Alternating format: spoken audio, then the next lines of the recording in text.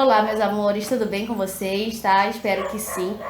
Enfim, hoje, né, vindo mais uma vez aqui através dos vídeos, eu trouxe um assunto bem interessante que tem a ver com a questão do dia a dia, né, dessa questão que a gente está passando aí, que é essa questão da pandemia, os fatores de doença, enfim.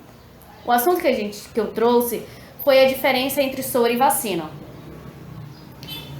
E isso é um assunto interessante para que a gente saiba por que a gente toma um em determinado momento, por que a gente toma outro, tá?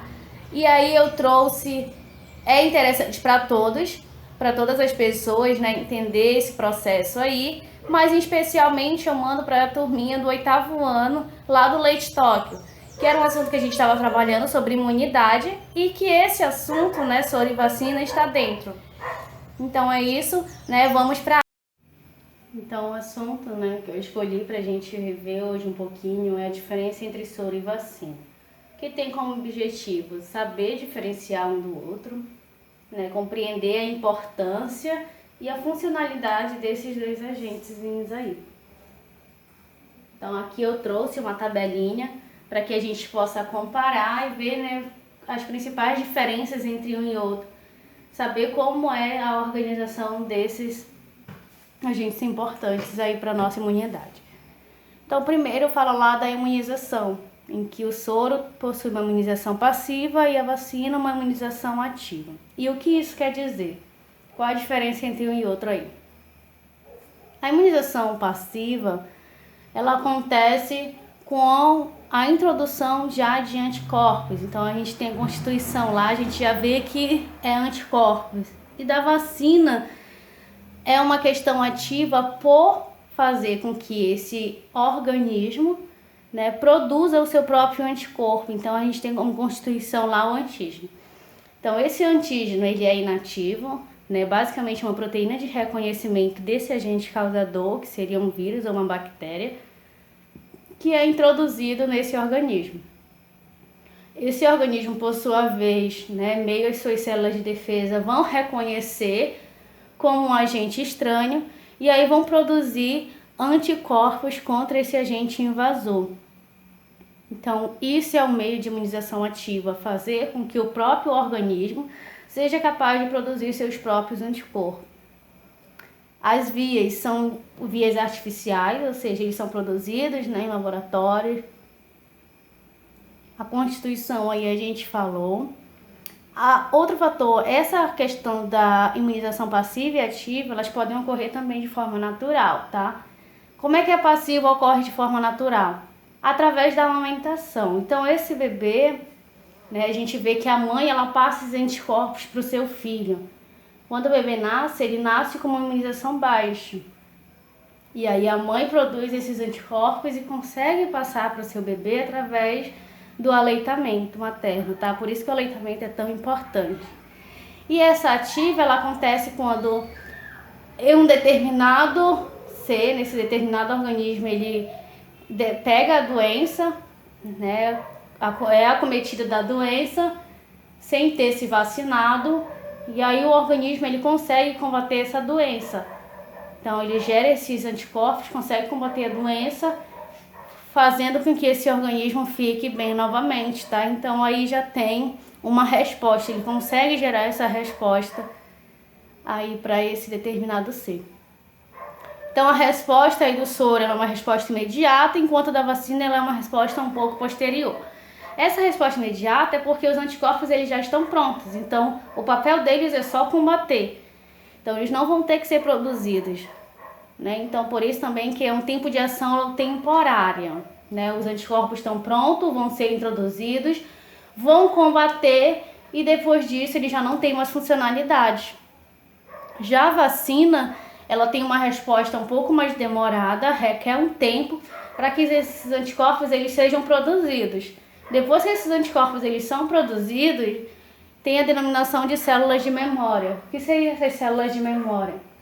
Que quando, né, eu ter contato, na verdade, com esse organismo, com esse vírus ou com essa bactéria novamente, essas células elas já vão saber como combater, né, isso de forma precisa, sem requerer um determinado tempo. Por isso que muitas vezes a gente nem sente os sintomas, porque isso já está implantado lá nas nossas células, né? Essas células de memória já sabem reconhecer e combatem já de forma mais eficaz.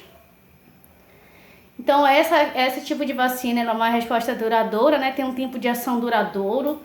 Por isso que algumas vacinas a gente só toma uma vez na vida, outras a gente precisa repetir com um tempo bem longo, né? Às vezes até de 10 anos. Ao contrário, então, a exceção a vacina da gripe. Por quê? O vírus da gripe, ele ocorre muita mutação, então a mutação dele é constante, uma mutação rápida, então ele se diferencia muito rápido. E a todo ano é constituído um novo tipo de vacina para determinado novo tipo de vírus, né? Acompanhando essas mutações que esse vírus vem sofrendo. Então essa proteção do soro, ela é contra o processo de intoxicação, ou seja, já é contra esses animais peçonhentos que têm a inoculação de veneno. Então quando a gente tem esse contato, por exemplo, com cobra, escorpião, aranha, que tem a inoculação do veneno, isso requer uma resposta mais rápida, né? Porque isso vai ocorrer de forma mais rápida. Então, o objetivo é neutralizar isso de forma mais eficaz. Então, tem a questão do soro. E esse soro, assim como essa vacina, eles são específicos para determinados agentes, tá? Por isso a importância também. E a vacina já corre, né, contra a proteção de vírus e bactérias. Não sei se vocês já viram, então essas questões são muito importantes, né? Principalmente a questão da vacina. Não sei se vocês já viram um movimento que também está tomando força, de certa forma, que é o movimento anti-vacina, né? Que são pessoas que têm a ideia de que a vacina ela faz mal, que ela causa danos e que o corpo em si é capaz de combater. Mas não é bem assim. Tanto é que a gente precisa dessas respostas, né? A gente precisa, se a gente tiver essas células de memória, tudo fica mais fácil. Algumas doenças, de certa forma, são até erradicadas devido a essa proteção, a essa imunidade que a gente tem, né? Quem dera a gente ter agora uma vacina contra o coronavírus. Então, existem já estudos, já tem aí várias vacinas sendo estudadas, sendo testadas, mas isso também demora anos, né? Requer tempo, né? Tem vacinas que duram aí em tempo de estudo até de 10 anos, até ser fabricada em longa escala para ser denominada assim para a população. Então, é a importância sim, tá? Os estudiosos sempre têm cientistas a todo momento estão estudando a fim de favorecer uma vida melhor, tá? Então, é essa importânciazinha aí que a gente precisa para o nosso dia a dia. Então, aqui é só para exemplificar um pouquinho de como é feita essa produção de anticorpos, né? Para que se tenha essa produção de soro antiofídico, que é diferente daqueles que a gente costuma tomar nos postos, tá? Então, esse soro antiofídico, ele já é feito com a questão de quando se tem contato com esses animais peçonhentos, que foi o que a gente viu. Então, foi picado por um escorpião, vai ao posto e tem o requerimento do soro antiofídico. E esses soros que a gente costuma tomar meio que cotidianamente já é mais para fim de energia, de vitamina, tá? Então aí a gente tem o que? Lá no primeiro esqueminha, esse veneno, né, que está sendo introduzido no cavalo. E aí a partir disso, esse cavalo ele vai ter um processo de produção de anticorpos para que ele consiga combater o efeito desse veneno. Com isso acontecendo, né, essa produção de anticorpos, depois de um tempo, esses cientistas eles tiram esse sangue e existe a separação das células sanguíneas e do plasma, em que a gente tem a presença lá dos anticorpos.